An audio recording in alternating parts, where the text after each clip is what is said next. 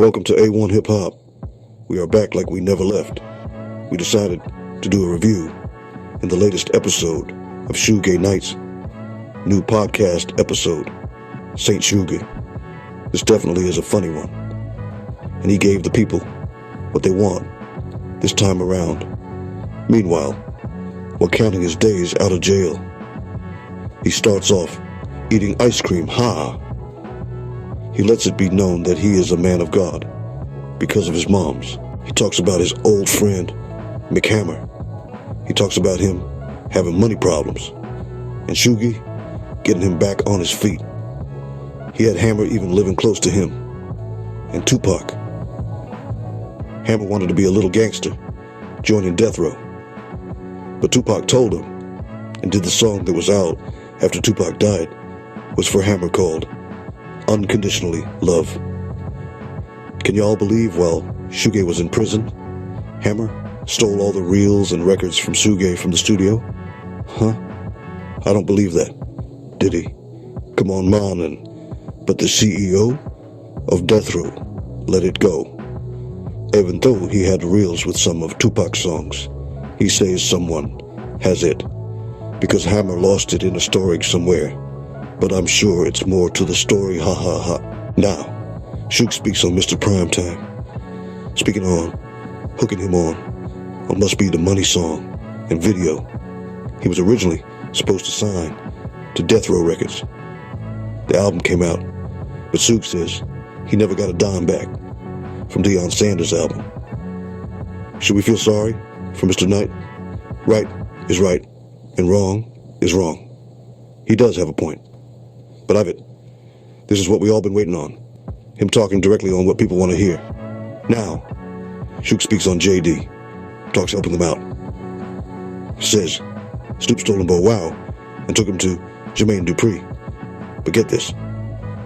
Suge said JD owed him money for taking Bow Wow. He said he ended up staying him back then and says he poured hot coffee on him. Called him a midget. He's wild for that one. But he sounds like he ain't tripping.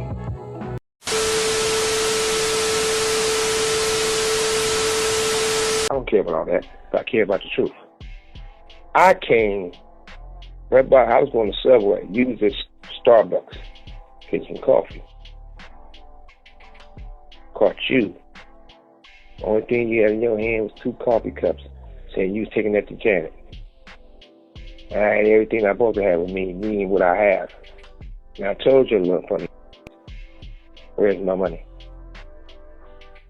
You say you know you owe me. You called Joe Jackson. Joe Jackson spoke with me. Been knowing Joe Jackson a long time before he passed away.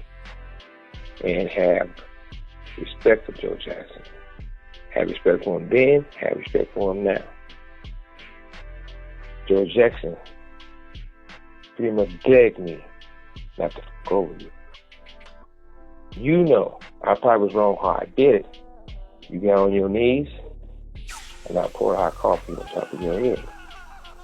If you want, all that didn't happen, when I get home, we can do a reenactment of it. Play it by play, and I'll do it again. Ain't nothing to brag about, because you're a midget.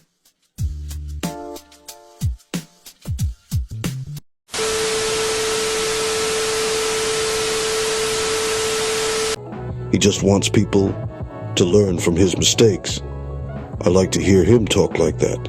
He also talks his old member on Death Row, from Hen Dog to Jake. In the 90s, Jake and him was at a bar in Atlanta. Those dudes started hating on Jake because this girl was feeling him. All of a sudden, a fight break out. The police come and all. And that was the night we all know that Jake gets killed. Damn, you can tell Suge misses him. But then Suge tells how High Puffy and Clive Davis was doing things with each other on the low, and Clive didn't want nothing to happen to him. But says him and Diddy B doing such things with each other, with the secret society, as we know, the Illuminati. It's funny how he is speaking on it now. I'm sure he knows more than what he is saying behind bars. But OJ can get his awards taken. But Dr. Dre can get the star on Hollywood, and he beat Woman back in the days. Now he so-called says that John from Bomb First stole and sold the death row chain. Ha!